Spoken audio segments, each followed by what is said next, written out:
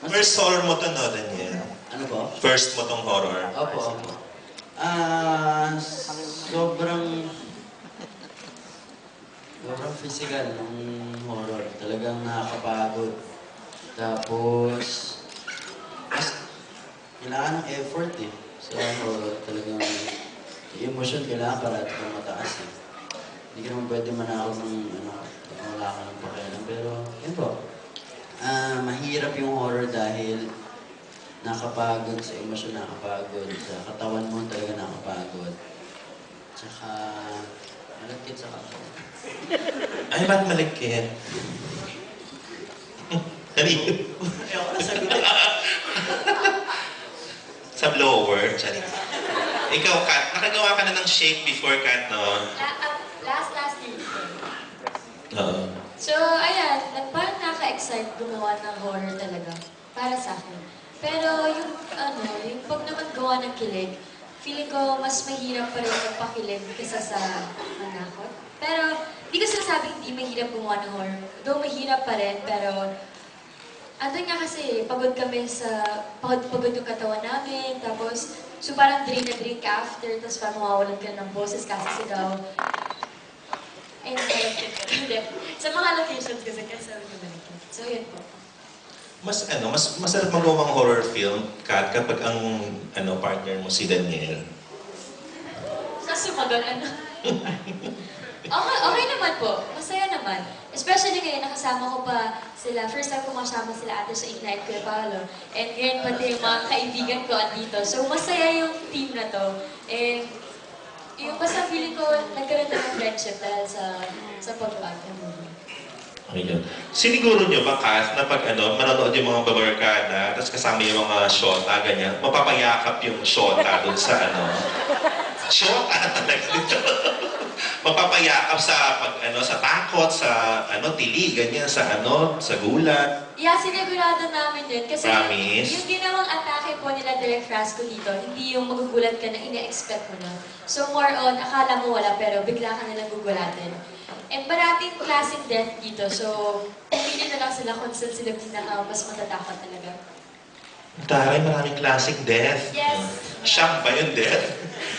Ikaw, Daniel, mag-i-enjoy ba yung, pag yung kasama ng mga boiler, kasama nila yung girlfriend nila, mag-i-enjoy ba sila bilang matatakot-takot yung girls? Mag-enjoy yung lalaki nun. Kasi ako nung nagdadinadab ko, kasi isang araw ko lang natapos. Pinanood ko yung isang Dead Scene ni Miles. Ay, namatay pala si Miles.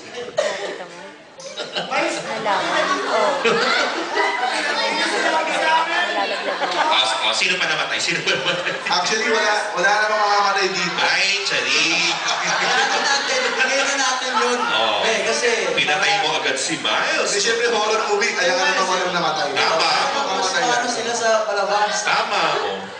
Tapos namatay si Miles. Tapos? Kung makatingin sa akin, pumatay ba ako ng tao? Okay lang yun. Okay lang. Namatay tapos? Ituloy mo na. Sa dating mo. Ayun, tapos talagang sobrang natakot ako. Kay Miles? Saan? Yun sa eksena Death scene. Basta sa eksena niya. Paano ba siya pinatay? Nakabilang detalye ko talaga. Kasi nung nandun siya. Ganito, Ayan, talaga, natakot talaga ako. Talaga. Natatakot ka pala, Daniel? Yung pagiging mo na yan, astig-astigan na ganyan. Hindi, lang yun, pag minsan, lulusot eh. Saan ka natatakot? Ano? Saan ka natatakot? Yung parang ano mo, tapang-tapang mo. Sa blower. Hindi nga, yung seryoso. So, ano yung nakakapagpatakot sa'yo, Daniel? Seryoso. Ano? Ano yun? Gagamba? Takot ka sa gagamba. Wow. Sa ipis. Hindi. Talaga? Hindi ka pwede mag-Spider-Man? Pwede. Ay, may last question na ako, Tina Ethel. Ay, salamat. Hindi, kasi bilang Film Fest entry to, di ba? Daniel, marami kayong, Uy, Daniel, Pang film fest to, di ba? Oo, mas marami kayong mga makakalaban, makakatapat na mga malalaking pelikula. Sabi sa amin ni Direk Frasco nung press ko niya, happy na siya na mag-top 3 kayo. Ikaw ba, feeling mo, papasok kayo sa mga top grossers ng film fest this year? Confident ka ba na, top 3 or number 1 kayo? Bakit sa akin na pa bumibigay yung mga ganyan? Ikaw muna. mo. Hindi, ako, thankful na lang ako at nakasama kami sa MMFF. Yun lang. At kung ano man ibigay ng Diyos para sa amin, yun na yun. Diba? Mag-isip ng kahit ano. Basta kung ano ibigay, masaya na. Pero feeling mo na may laban kayo sa top 3? Hindi ko sinasabi. Sabihin mo na. Hindi, ako, ano lang. Basta alam ko ginawa namin lahat ng nakakaya namin. Talagang nakita ko rin na yung effort namin lahat binigay namin. Kaya, siguro mag-pay off yun. Oh, ikaw naman, Kat. How do you feel? The top 3 ba kayo? Ang hirap mag-expect kasi. So kami, parang di na kami nag-expect. Basta, masasabi ko na confident ako sa movie to. Kasi ilang puyat, ilang pagod yung binigay namin dito. And sana, yun nga, mag-pay off siya sa MMFF. Basta, di na kami nag-expect kasi alam naman namin na maraming mas senior sa amin na kasama sa December 25. So, basta panoorin lang nila and sila na bahala mag-judge sa pelikula. Okay, Thank you, Alan. Shaina and Paolo, paano nyo sinuportahan sina Catherine and Daniel, knowing na kayo you've done so many horror films, nakailang film fest na rin kayo in the past. So, ikaw, Shaina, paano nyo sila sinuportahan? Actually, hindi ko naman po siguro i-credit yung sarili ko. More of yung suporta po na nakukuha namin sa director. Okay.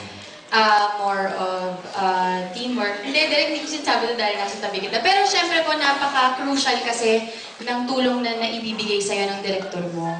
So kung ano man po yung tulong na naibibigay niya sa amin, ni Paolo, siguro po ay nakakapag-share din kami ng tulong sa kanilang dalawa. Oo. And I just have to say, kasi parang apat po kami, parang segue ng segue from dating tapos dito. Kaya totoo po yung sinabi nilang dalawa na talagang pinaghirapan po itong at pinagpuyatan literal ang movie na po na ito.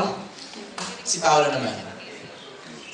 Para sa akin, siguro, it's more mas teamwork po kasi siya eh. Teamwork naming lahat dahil hindi naman rin babuhan yung mga bata para turuan. So parang with the directions of our director and kumbaga nagbibigayan rin sa eksena, nagtutulungan. Sana mukhang naibigay naman namin ng tama yung kailangan sa eksena. Thank you. Manay?